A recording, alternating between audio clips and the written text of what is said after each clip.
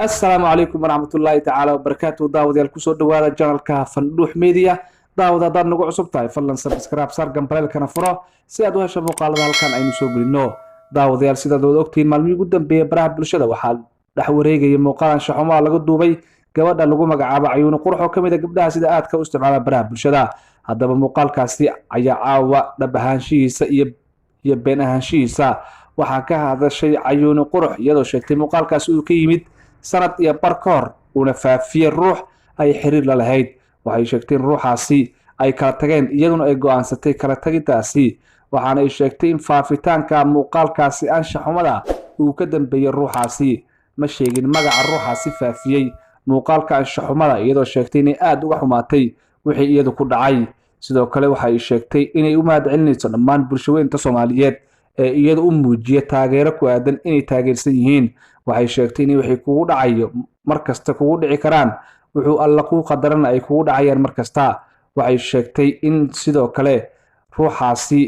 uu xiriirka kala dhaxeeyay uu go'aansaday in uu faafiyo muuqaalkaasi anshaxumada iyadoo sheegtay muuqaalkaasi uu ka yimid sanad iyo barkoor muddo laga joogo waxaana ay sheegtay in ruuxii faafiyay muuqaalkaasi ay xiriirkiisa soo afjartay mar hore ayuuni waxay sheegtay sidoo kale ama ay u digtay dadka baraha bulshada ka abuuraya waxyaabo aan jirin iyadoo sidoo kale uga digtay in dadkaasi ay sii wadaan falalka ay uga been abuuranayaan. السلام عليكم ورحمة الله تعالى وبركاته دمان أمد الصومالية وإذن سلام والباد جوكتان وأنا عين محمد أحمد الحمد لله وأنا عافمات قواسيد وجيتان وحربا إن ندين عديو قرال كان هاسكو سو قري أنيق إنان ليهاي صوبتان قرال كو سو قرانو حيتا إنان اسكو في عنين إنان وحبادان كهدلو أما أن شيغو سو سيدا درتيد فيديو كان وحان أسو دوبي سيدوك الفيديو كان وحان أسو دوبي